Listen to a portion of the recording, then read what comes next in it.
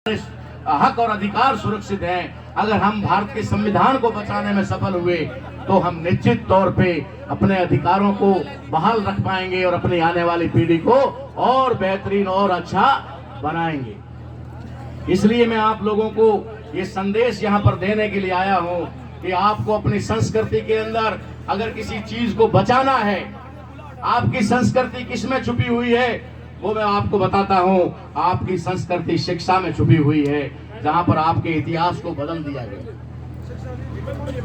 जहाँ चंद्रगुप्त मौर्य और सम्राट अशोक को भील थे हटा दिया गया, हम भूल गए कि वो हमारा था।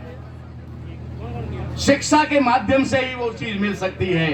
शिक्षा हमारी संस्कृति है, शिक्षा के साथ साथ संविधान हमारी संस्कृति है, जिसके अंदर भारतीय मूल को पूरी तरह उतारा है। बाबा साहब अम्बेडकर ने कितना लड़ झगड़ कर संविधान सभा में भारतीय संस्कृति को भारत के संविधान में समाहित किया हुआ है। आप संविधान पढ़ो तो सही।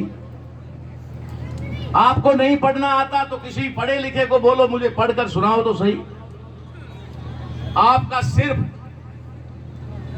फक्र से ऊंचा हो जाएगा कि हमारे लिए क्या एक पुरखा हमारा लिख कर गया, कितनी हमारी संस्कृति को वो सामान्य बना गया। यहां पर एक बात मैं जरूर कहना चाहूंगा जो अभी कंफ्यूजन के तौर पे चल रही।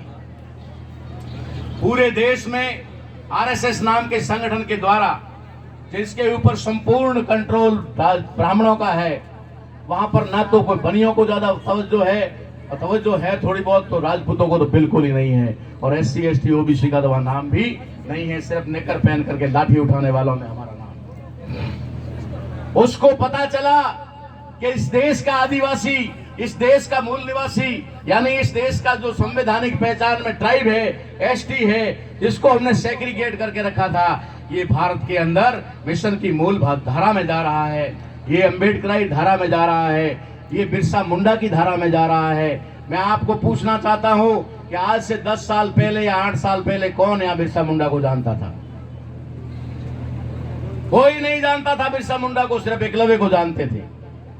मैंने पहली बार अपने भाषण में कहा था कि मैं एकलव्य को अपना आदर्श नहीं मानता, मैं एकलव्य को अपना पुरखा नहीं मानता।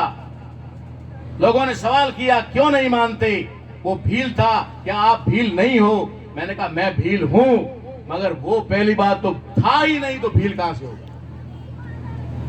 पहली बात था ही नहीं, वो तो काल्पनिक पात्र है।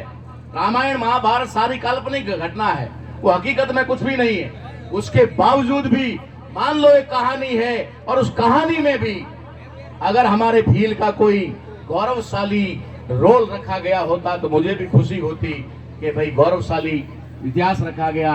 उससे एक ब्राह्मण ने कहा दक्षिणा में अंगूठा दे दो, और उसने सरेंडर होते हुए अंगूठा काट के दे दिया। भील कैसे हुआ? भील होता तो अपना धनुष बाण उठाता और उसका सर अलग कर देता कि तू मेरी विद्या मुझसे छीन रहा है, तू मेरा हुनर मुझसे छीन रहा है। लेकिन एकलव्य ने अपना अंगूठा काट कर दे दिया। मैं उस तरह से नहीं सरेंडर होना चाहता, मैं उसको अपना आदर्श, अगर मैं एकलव्य को आदर्श मानूंगा तो मैं भी अपने सारे हथियार ब्राह्मण के कदमों में डाल दूंगा।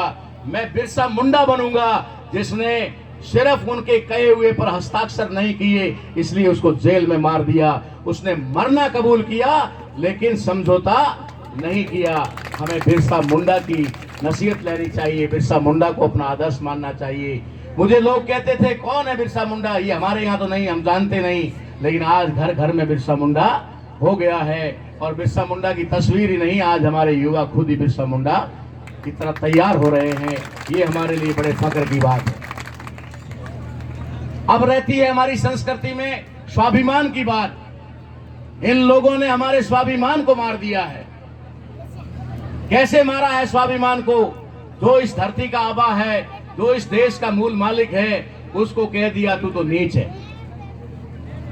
तू तो नीची जाति का है। अरे नीची जाति वाले में क्या होता है और ऊंची जाति वाले में क्या होता है, कोई हमें बता तो दे। तुम लोगों ने हमें अधिकार वंचित किया।